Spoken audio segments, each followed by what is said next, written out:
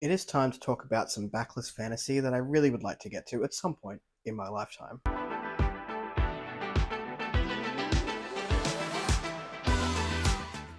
Hello everyone, welcome back to A Fictional Escapist. My name is Kris, and today's video is a list of 10 sci-fi fantasy authors who are on my backlist that I would really like to get to at some point in my life. These are authors that I definitely still need to read and are very high on my radar. When I think about authors that I want to gravitate towards and give them a go, these are the ones that come to mind. Now, there are going to be 3 of these videos. This first one is a backlist. The second one that I have is authors I still need to read from a modern trad publishing perspective.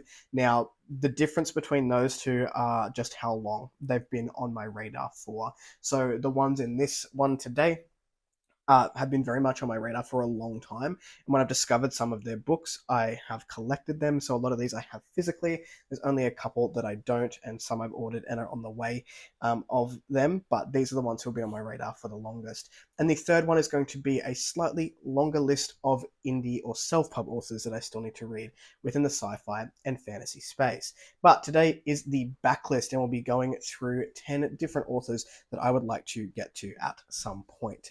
So they've been on my radar for a very long time. Before we jump into the video today, make sure you check the description box down below for links to my social media and Discord, should you want to come along for the ride. Now, I have started making content a bit more regularly again. I'm hoping to get on that Discord a bit more regularly again, just as a note for people. I do some streaming of casual games over there, hopefully get some reading and writing sprints happening in the near future, just now that I've sort of come back to the platform in a more regular capacity. So look out for those things if there's something that you are interested in.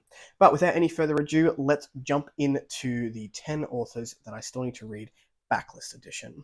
The first one that I have on this list is an author called Lynn Flewelling, and she is the author of the Night Runner series, starting with Luck in the Shadows. This is, I believe, a 7-book series that has been on my radar for a very long time. I own the first 3, and I will start with that. Every time I go to a secondhand bookstore, I look for more because I really like these old covers, and I don't mind a beat-up book. I know a lot of you out there hate a broken spine. Personally, I just love a pre-loved book.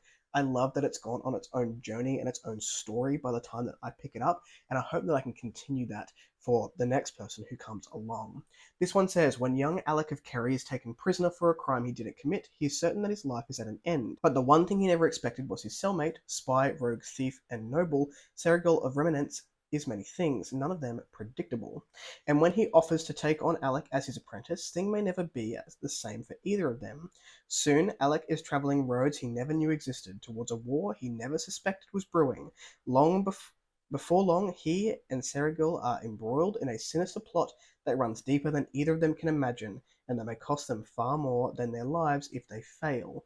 But fortune is unpredictable as Alec's new mentor. But this time, there might just be luck in the shadows. So I'm looking forward to starting that one. Like I said, I've got the first 3, and I'm hoping to continue on with the series. A lot of these have very long-running series that I have here, except for the next one, which is Tad Williams. Now, a lot of people love Tad Williams.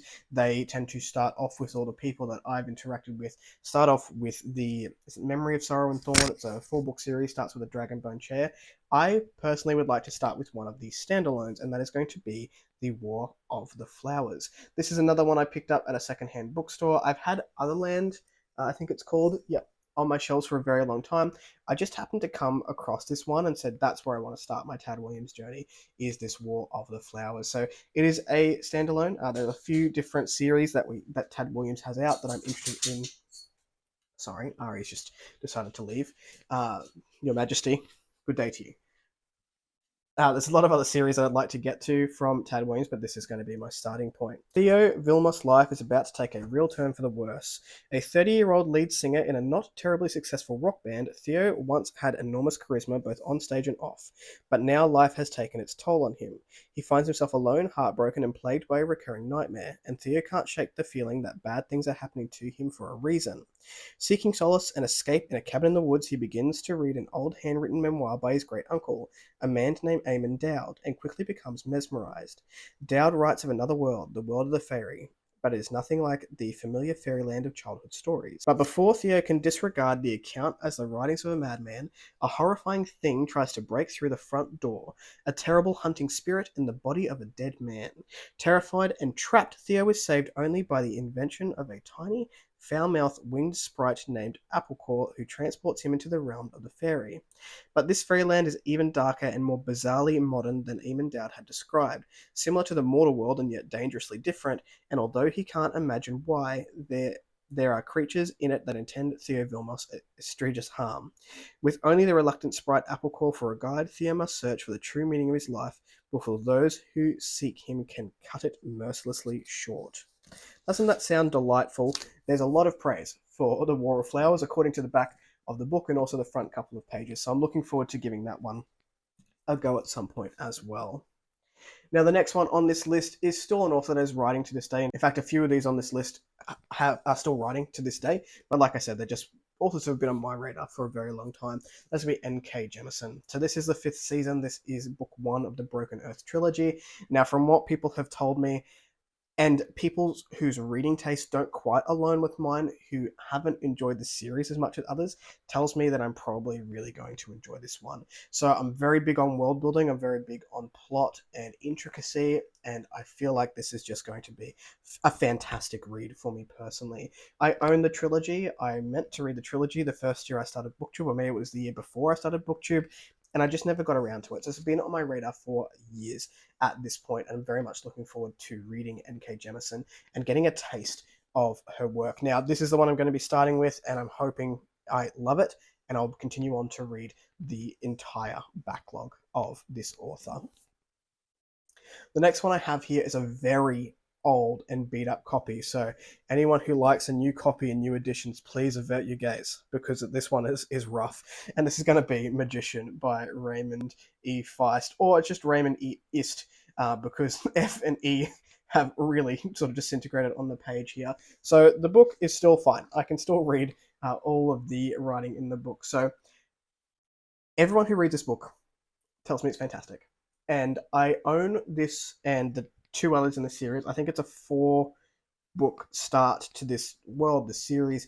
But a lot of people have read Magician and love it as a standalone. But I think I own this Silverthorn and the next one coming up in my shelves behind me. So I want to read this one for a long time. It's a classic epic fantasy. It says, at Kidri, a frontier outpost in the tranquil kingdom of the Isles, an orphan boy Pug is apprenticed to a master magician, and the destinies of 2 worlds are changed forever. Suddenly, the peace of the kingdom is destroyed as mysterious alien invaders swarm through the land. Pug is swept up into the conflict, but for him and his warrior friend Thomas, an odyssey into the unknown has only just begun. Thomas will inherit a legacy of savage power from an ancient civilization. Pug's destiny is to lead him through a rift in the fabric of space and time to the mastery of unimaginable powers of a strange new magic. It sounds very cool. It sounds very classic epic fantasy, so I'm looking forward to getting to that one. Now, I just realized I didn't read the blurb for the 5th season. I think a lot of people do know this one by now, but we'll give it a go if I can find it. This is what you must remember. The ending of one story is just the beginning of another. This has happened before, after all. People die. Old orders pass. New societies are born. When we say the world has ended, it's usually a lie, because the planet is just fine. But this is the way the world ends. This is the way the world ends. This is the way the world ends for the last time. I'm already in love with N.K. Jemisin just from that little snippet alone. So that bodes well for me. Now, the next one, I do not have a physical copy of the book yet. I've just ordered the broken binding editions. This is going to be Octavia E. Butler, and starting with The Parable of the Sower. Now, Octavia E. Butler has been on my radar for such a long time. She's a bucket list author for me. I'm very much looking forward to diving into some of that work, and starting off with Parable of the Sower here. Lauren Olmania, I probably pronounced that incorrectly, and her family live in one of the only safe neighborhoods remaining on the outskirts of Los Angeles. Behind the walls of their defeated enclave, Lauren's father, a preacher, and a handful of other citizens try to salvage what remains of a culture that has been destroyed by drugs, disease, war, and chronic water shortage. While her father tries to lead people on the righteous path, Lauren struggles with hyperempathy, a condition that makes her extraordinarily sensitive to the pain of others. When fire destroys their compound, Lauren's family is killed and she is forced into a world that is fraught with danger. With a handful of other refugees, Lauren must make her way north to safety, along the way conceiving a revolutionary idea that may mean salvation for all mankind. I'm very much looking forward to diving in to Octavia E. Butler's work.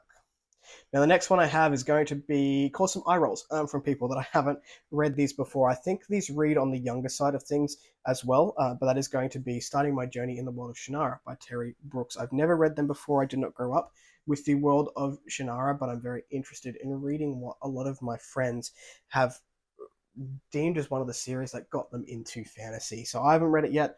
Very much looking forward to it. This says, long ago, the world of She Omsford was torn apart by the wars of the ancient evil. But in the Vale, she now lives in peace, or Shia, until the mysterious forbidding figure of Alanon appears to reveal that the supposedly long-dead warlock lord lives again, and she must embark upon the elemental quest to find the only weapon powerful enough to keep the creatures of darkness at bay. Nice short blurb on the back. Intrigue is built there. I think this is like a 30-book series, so I own the first 3. We'll see how the first 3 go. But that has been on my radar for a very long time. The next one that's been on my radar for ages is going to be the Books of the Earthsea. This is by Ursula K. Guin. Now, I have a few books from this author that are on my radar. I want to dive into a lot of the sci-fi works, the masterworks that Ursula K. Guin has put out, but the Books of the Earthsea seem charming for everyone, and there's a beautiful illustrated edition that I definitely have my eye on. But the first book of The Wizard of the Earthsea says, Ged, the greatest sorcerer in all Earthsea, was called Sparrowhawk in his reckless youth. Hungry for power and knowledge, Sparrowhawk tampered with the long-held secrets and loosed a terrible shadow upon the world. This is the tale of his testing, how he mastered the mighty words of power, tamed an ancient dragon, and crossed death's threshold to restore the balance. Like I said, this is just something that I feel like is going to captivate me and make me just forget the woes of the day-to-day and just really, really hone in on that beautiful escapism that fantasy can bring. So I'm very much looking forward to this series as well. The next one I have here is Modesitt Jr. I don't know. But this is going to be the Saga of the Recluse. And I think this is another very long running series. It's like 17 books or something. Don't quote me on any of these numbers. I didn't check them before I started filming. But book 1 is Magic of the Recluse by this author. Now, I own the first 3. I do not remember, and correct me if I'm wrong if someone does know, a lot of these are written as standalones in the same world. They do have a series order that you can read them in, but a lot of them sort of interact differently within the world. I don't know, don't quote me on that. I'm going to read them in order because I'm a Virgo and that's just how my brain works. So this is the first one, Magic of the Recluse, and I own the next 2. I don't seem to have a blurb for this one, but I do have an excerpt in the start of the book. So this one says, exile or a quest that might take his life. The excerpt says, so, where do I go? You're sure? Asked Uncle Sardet, his mouth full. What choice is there? I either get plunked down on a boat somewhere as an exile, knowing nothing, or I try to learn as much as I can before doing something that at least gives me some chance of making a decision. I think that's the right choice for you, said Aunt Elsbeth. Elsbeth? But not quite that simple. After finishing my bread and cheese in the strained atmosphere of the house, I went back to my quarters over the shop and began to pack. Uncle Sardet said he would keep the chair and a few other pieces until I returned. He didn't mention the fact that a few danger gelders returned. Neither did I. So that is the first little snippet of the Magic of the Recluse that I have, and I'm looking forward to diving in. As with all of these, I've just said that for every book that I've talked about, and we'll continue saying that forevermore because we're readers and we're excited about everything. The next one that I have here, dark ambiance. Thank you, sun, for leaving. Mother Nature owns all. She's going to do what she wants to do with the light, so hopefully the ring light is doing its job. The next one that I have here is Juliet Marillier. This is The Daughter of the Forest. This is 7 Waters Book 1. Now, this author has been on my radar for some time, but recently had a resurgence with a video over at Tory Talks, which I'll link down below. But I would love to start anything from this author. It seems so enchanting as we go through. So, 7 Waters Book 1, Daughter of the Forest, says, Lord Column of 7 Waters is blessed with 7 children, but it is Sorsha, the youngest child and only daughter, who is destined to defend her family and protect her home from the enemy. For her father has been bewitched by the Lady Una, and her brother bound by a spell only Sorcha can lift. I apologize for any of these pronunciations. To do so, she must endure a long exile from all that is familiar and complete a task that will tax her in body and mind. When Sorcha finds herself in the hands of the enemy, both her own life and those of her brothers hang in the balance. Daughter of the Forest is based on a traditional folktale, The Six Swans. It combines classic fairy tale elements, a wicked stepmother, a magical transformation, with a story of real family plunged into a series of events that test their courage and loyalty to the limit. The novel is set in early medieval Ireland and is for adult readers. It all sounds fantastic. I believe this is another 7-book series that is on my radar, and I'm very much looking forward to diving into it at some point. Now, the last one on here that I have for you is a sci-fi author, and one that my buddy Mark has been wanting to get me to read, and it says to go audio because it's pretty hard sci-fi. That is going to be Peter F. Hamilton with I think this is called the Commonwealth series, with book 1 being Pandora's Star, and there's a second book, so it is just a duology. I've heard really good things about Peter F. Hamilton's sci-fi now that my brain's a little bit more accustomed to dealing with some hard sci-fi elements and some hard space opera elements. I don't know very much about this one. This is probably the one on the list that I know the least about going into it, but that's okay. But I've been wanting to read Peter F. Hamilton for a very long time, and again, if I like this book, there is quite a large backlog that I can dive into for this particular author. So, the year is 2380. The Intersolar Commonwealth, a sphere of stars, contains more than 600 worlds interconnected by a web of transport tunnels known as wormholes. At the farthest edge of the Commonwealth, astronomer Dudley Bose observes the impossible. Over 1,000 light years away, a star disappears. Since the location is too distant to reach by wormhole, the second chance, a faster-than-light starship commanded by Wilson Guin, a 5 times rejuvenated ex-NASA pilot, is dispatched to learn what has occurred and whether it represents a threat. Opposed to the mission are the Guardians of the Selfhood, led by Bradley Johannesson. Shortly after the journey begins, Kime wonders if the crew of the Second Chance has been infiltrated, but soon enough he will have other worries. Halfway across the galaxy, something truly incredible is waiting, a deadly discovery whose unleashing will threaten to destroy the Commonwealth and humanity itself. That sounds like fun. Not for these guys, but for me. Sounds like fun. Those are 10 books, so 10 authors that I still need to read on my sci-fi fantasy backlist. Are there any of these that you need to read? Are there any of these you think I should be prioritizing? Let me know in the comments down below. If you like the content, give one of those. If you want to see more of it, click subscribe at your will, and I will catch you in the next video. Ciao.